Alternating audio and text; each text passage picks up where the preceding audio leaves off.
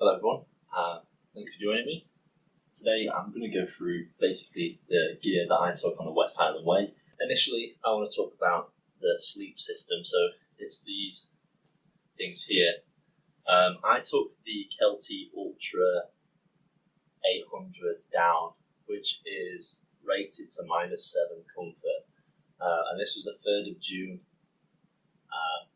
Reason being, it packed down really small, so as a representation, I have a different sleeping bag in this.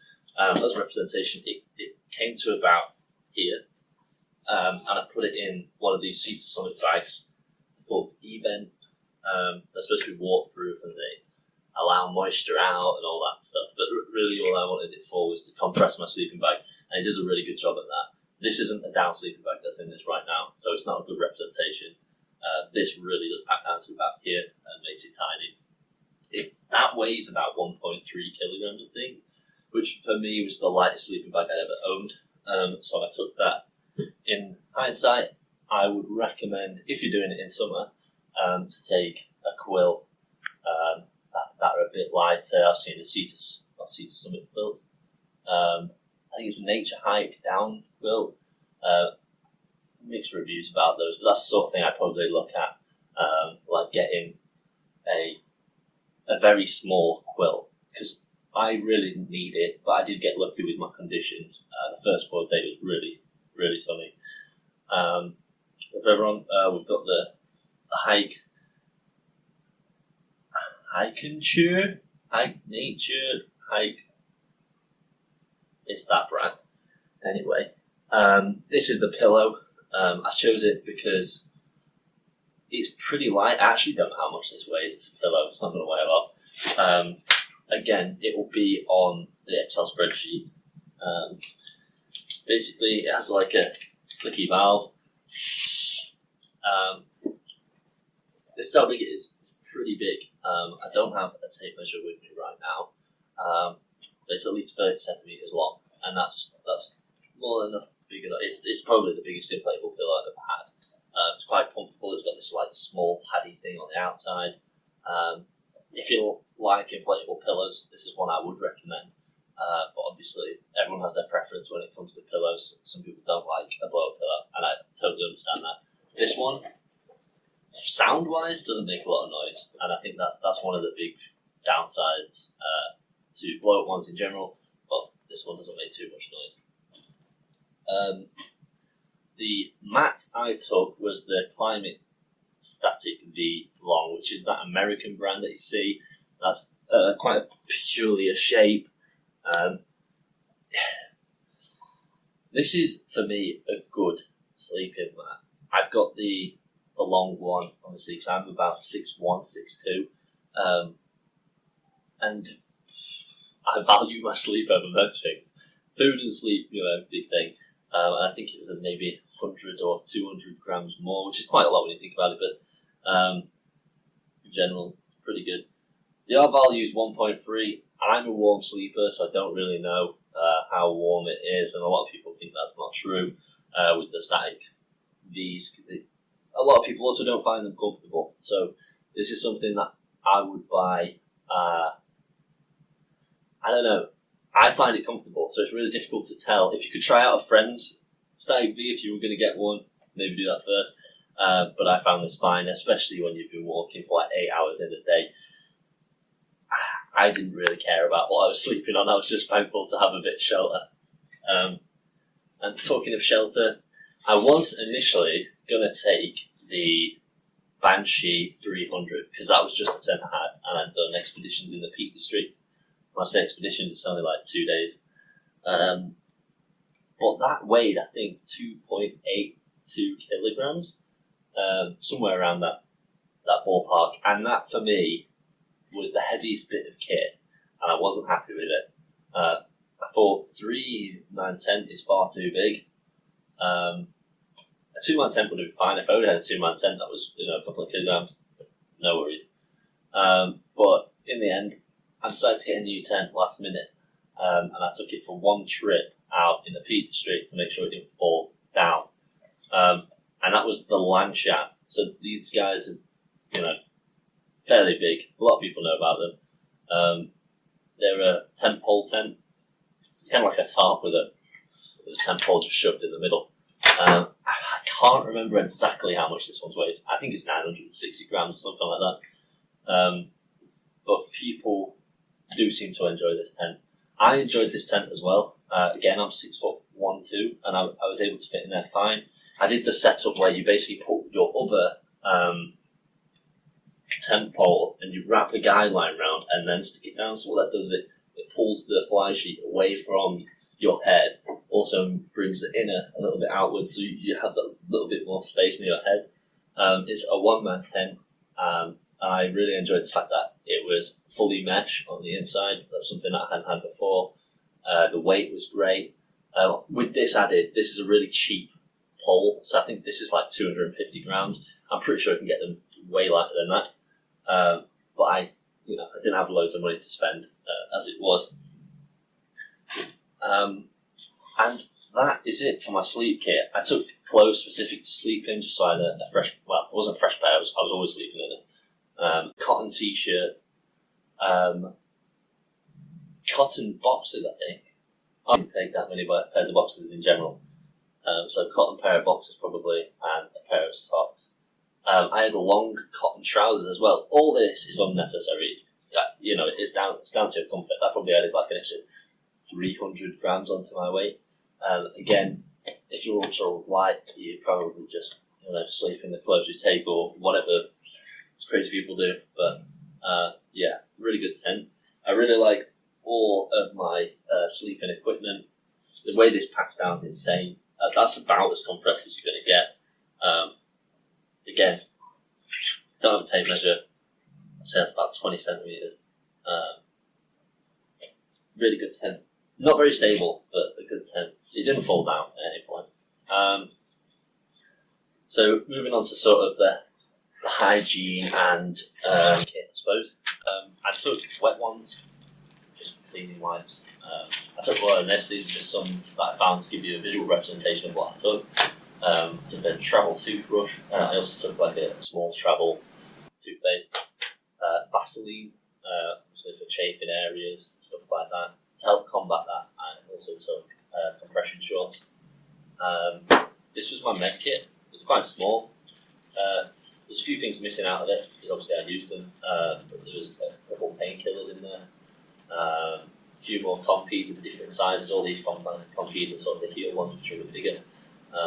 But yeah, really recommend Compeed. Everyone does, to be fair. And if you've got the money, instead of using tape when you get a hot spot, I genuinely just chuck one of these on. I used the tape when I did the 21 miles, and they came up for me. I don't know if I just applied the tape wrong or if I just had rubbish tape, but Compeed is expensive, but it really does work. There's like antiseptic wipes in there, wound closure strips, stuff that you don't really need, but until you need it, I suppose. But yeah, didn't really go heavy on that.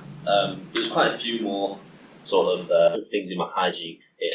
I took deodorant, a very small kind of deodorant, pointless, don't take deodorant. I mean, it feels nice to smell nice for like 2 seconds, but then you just smell rubbish again. I took some body wash. That was amazing. I would take a little body wash. I had a shower about 5 days in after really hot 4 days, so that felt awesome. So yeah, to go with your wet ones, yeah, I'd clean myself at night with these. I also wipe with these. Take a shovel. Apparently, a lot of people don't take a shovel and they'll just poo in the open. Really not something you want to be doing if this is a walk that you're going because you want to enjoy the nature or enjoy the challenge. Probably will make it a bit more of a challenge if there's more poo on the path, but it's not really a challenge anyone wants to enjoy, I suppose. And just a pack away towel, nothing special. I found this when I was on camping trip in the Peak District somewhere. And it's just a travel towel, just one of those really light, really easy to dry towels, and you just strap that on the back of your bag whenever you're walking and it's dry out, so you can dry it off. My friend was also using it to wipe himself down, because he's quite sweaty. Scotland, midges. If you don't know, now you know. I don't know how you don't know. But yeah, midge net. Get these in Decathlon. I think that's where I got this one. I'd pair it with a hat, maybe even a hat that has like a circular rim, just because when you've got this on, it just sits on your face, and that's not very comfortable.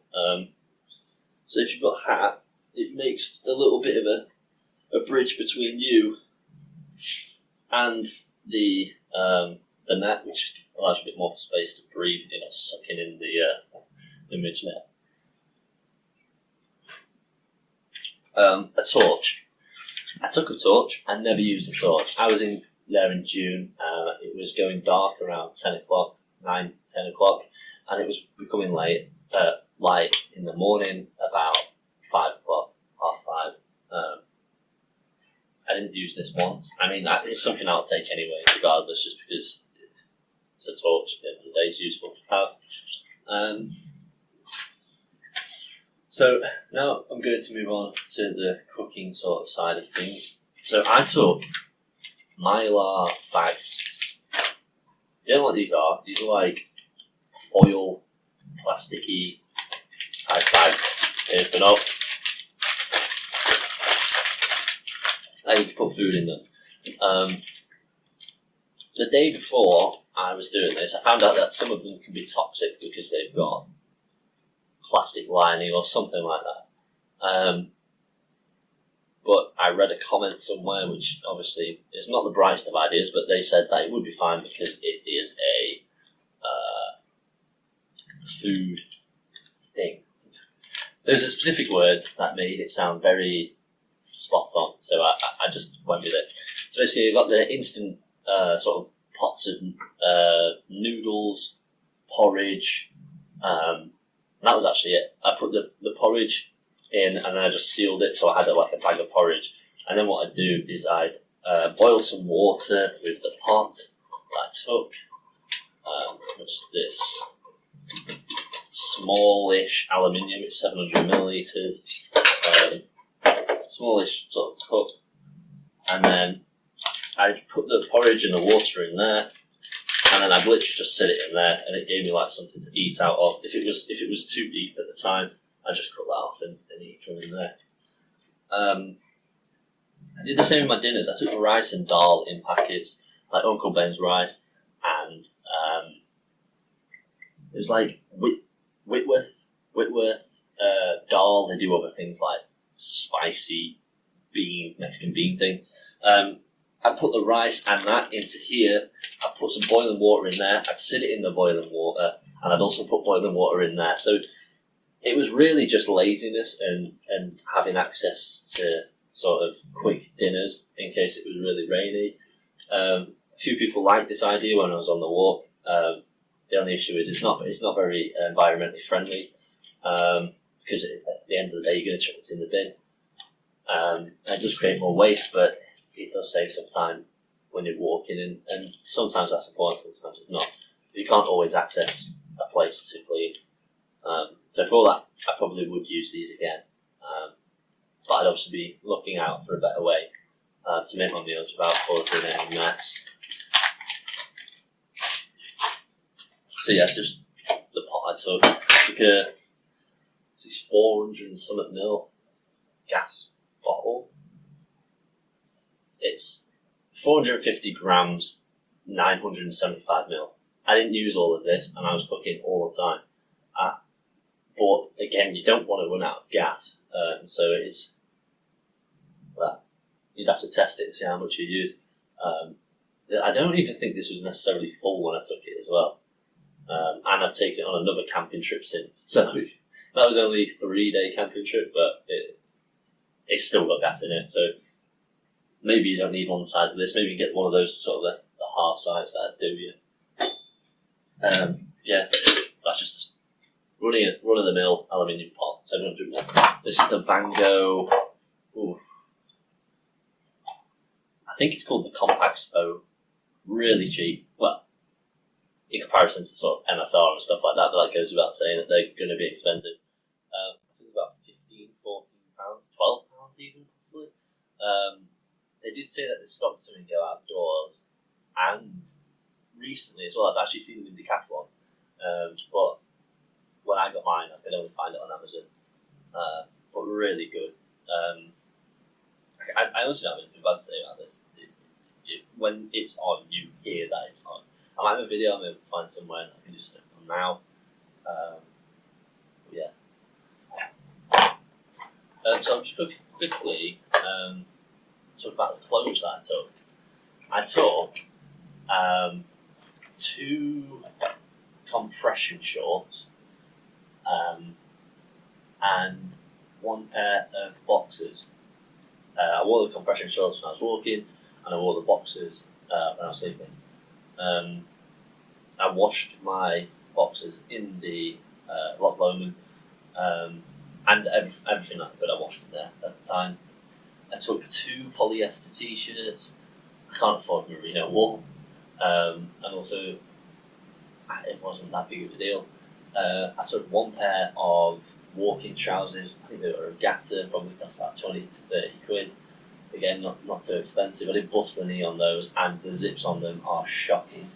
I don't have them with me right now, but regatta zips on their trousers are shocking. They both bust, and I've got another pair that are the sort of the short edition where you sort of zip the leg off. That is also shocking. The zips are just rubbish. The trousers are very comfortable and very light, but the zips they just fall apart, and they just become normal pockets. And if you're not bothered about that, then fair enough. They're good pair of trousers. I took 2 pairs of the Danish Endurance merino wool / elastane or whatever they are socks. They were really good. I've used them quite a lot. The only issue I will say is that the Compeed, because I had it on so much, it goes into like a weird mush, and that has stuck to my socks and it hasn't come off my socks. There might be a way around that. I don't know what it is. But when I put them on now, I can feel it sticking to my foot a bit, which isn't comfortable. A fleece with me. It was just like quite a large North Face fleece, and I took what's it called? A really cheap raincoat. You see it in the video. It beads amazingly well. It's currently at Go Outdoors for about £15. I used it at the start of the year, start of 2022. There were 2 storms, it was fine. I took it on the West Island Way, it was fine. I took it in the Peak District, it was fine. I took it to Whitby, it's fine. Like, it's a 15 quid coat. Granted, it's probably not as ventilated as a Rab or, another brand that's a premium brand, but it gets the job done and it's 15 quid. And I am not, I could have gone and spent 150 quid on a Rab one, but I'm really glad that I didn't. Again, these are just a couple of things that were in there. This is a moisturiser. This is chafing cream. This is called BU chafing cream. I really don't like this. It stinks. It has a real horrible fragrance to it. And I think it even sedates that. It's non-fragrant. So maybe it's the ingredients in it, but that really stinks something weird at the end of the day when you've been walking. So I do not recommend that. I would just stick to the Vaseline at the end of the day. I use this. This is the Palmer stuff. It's just like a really thick, smells lovely moisturiser. And I'd use that sort of on the tops of my fingers. When I'm walking, for some reason the cuticles get really dry. So that's something I have to combat whilst I'm out there.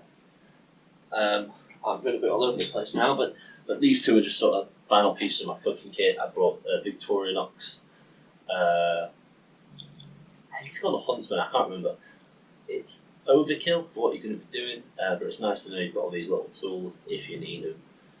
I didn't need them. I used my knife, and that was it. This is just a really cheap, folding out stove sort of stabilizer type thing. It can be quite useful if the ground isn't too sturdy and you're a bit worried. Sometimes things can look really precariously balanced, especially if your pot's your gas is about this high, and then you've got your stove there, and then you've got your pot. Sometimes it can look a bit precarious. So I think something like this can give you a bit of peace of mind if you Just need to pop off for 2 seconds, or if you're just worried in general about it falling off. I actually wouldn't recommend popping off for 2 minutes while your gas is on, but hey ho. The Sawyer Squeeze, Sawyer. This is a Sawyer Mini. Okay, so I used this way more than I anticipated. If you don't have one of these, I would really recommend getting one of these. I don't think I was particularly bad for filling up water in places that I could. In fact, I think I probably filled up everywhere I could. I drink quite a lot of water. If you drink quite a lot of water, then I'd recommend getting one of these. Again, maybe about £34 I paid for this. I don't know, somewhere around there. Basically, how it works is you fill this up with water, or any bottle really that you can find that has this size screw lid. You then attach this to it, and then you squeeze the pouch or the bottle that you're using, and then the clean water comes out of this end. I didn't boil any of the water after using it, and I was really sort of anxious about using it for the first time whilst being out there, because you are sort of aware that you're out there by yourself, and you know, if you get the shit or anything like that, it could probably ruin certain things. I never had any issues with this. I was using this for water for drinking. I was using this for water for cooking. I took it out of Loch Lomond. I took it out of every stream that I could at points, and it was just really good. Really recommend something like this. I don't know if I specifically recommend this one because I don't know a lot about it. I don't know what the comparison would be to another one, but I definitely recommend getting some sort of water filter. Get a branded one, because I wouldn't trust some knockoff on AliExpress or on Amazon. Get a branded one that everyone knows about, like Sawyer. Off the top of my head, I don't know any other ones, but just look out for those reputable brands. The bag I took, I no longer have. It was the Osprey Atmos 65 AG, so anti-gravity. It's a big bag. It weighs 2.2 kilograms. It was the heaviest piece of my kit. But there is a bit of a trade-off. It is very comfortable. I had the wrong size and it was still very comfortable. I had a large to extra large, or whatever the higher end size is, and I really needed a medium to large. But even regardless of all of that, it was a very comfortable bag. Since I've changed the bag to a smaller bag in volume and a smaller bag in sort of harness size, it's the Exos 48. What I've seen on a few videos is that the Osprey don't actually count all the outside pockets. The 48 litre is only referring to the main bag in the middle. So all the straps on the outside, sort of sections on the outside, aren't taken into account on the actual size. So it's probably more like a 55 litre bag, maybe a bit more. Since I've changed it, I do like it. I don't know if it's a better bag. I think for winter camping, maybe the Atmos would be better. But I'm going to stick with this one for now and see how I get on. The boots I wore, Merrill Moab 2 something or other. These are like a limited edition because of this colour. I think it's called People's Voice or something like that. I replaced my boots after this, as you can see, but they're incredibly flat at the bottom now. And these sort of little sections, see if I can come closer, started to come off. So I had to super glue those twice. That there as well. But these boots are good. They're very comfortable out of the box, but in general, I don't think they were for me. They're not very waterproof. As soon as it rained, it kind of let water in. I was very good at keeping the maintenance up. I would clean them and nick wax them. So I don't think that any part of my process went wrong. Maybe it did.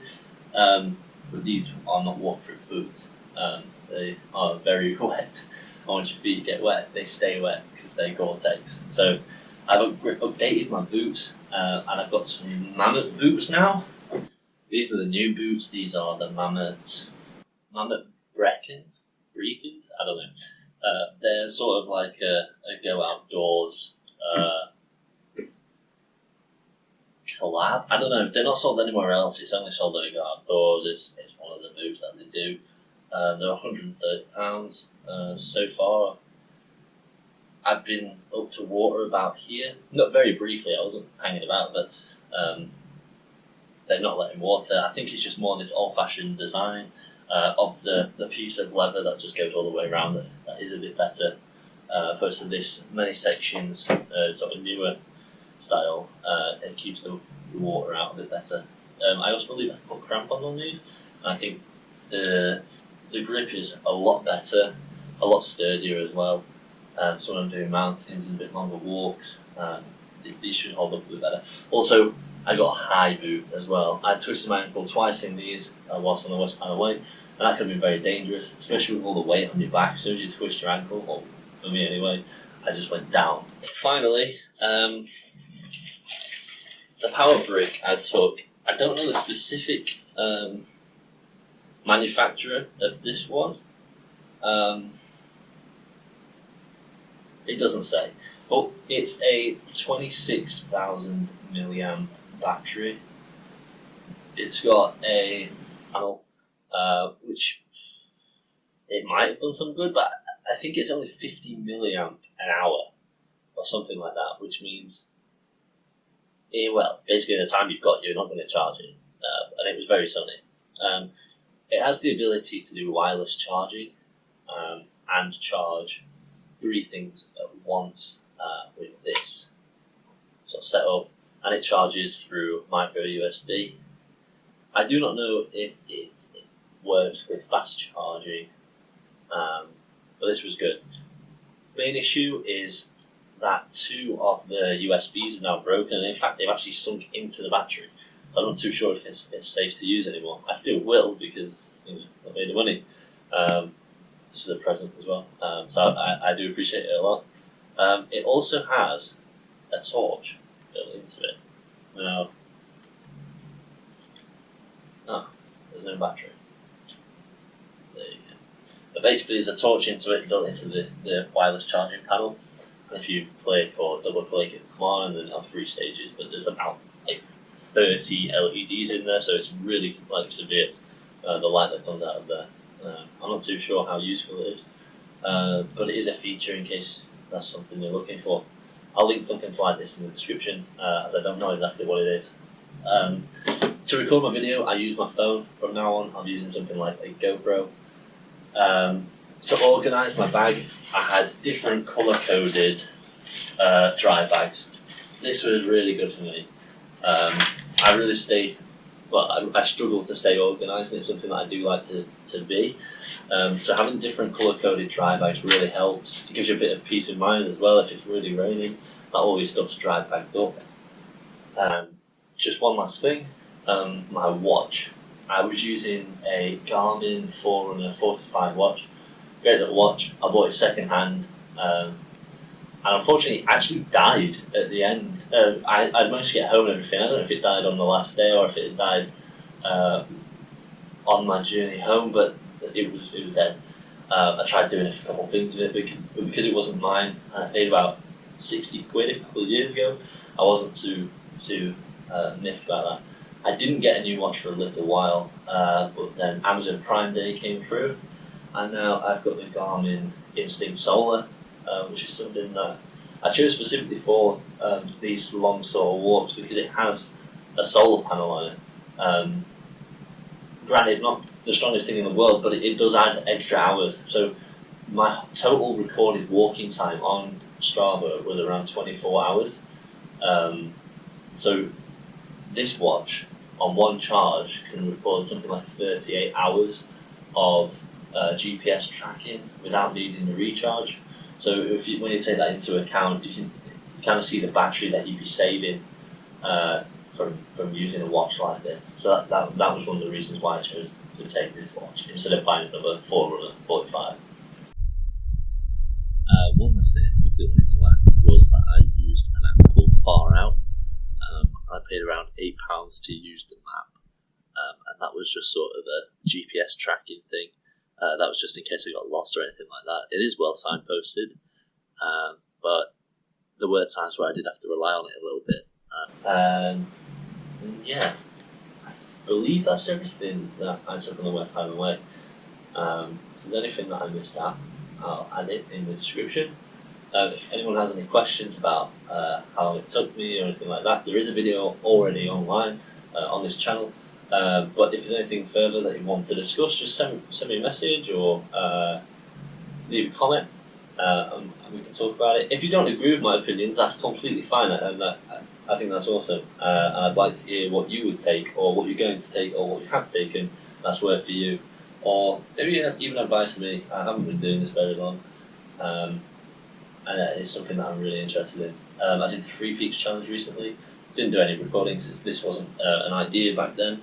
But yeah, I'll be looking to do some walks in the future, and yeah, hopefully do some fun stuff. So thanks very much for watching. Thanks very much for watching.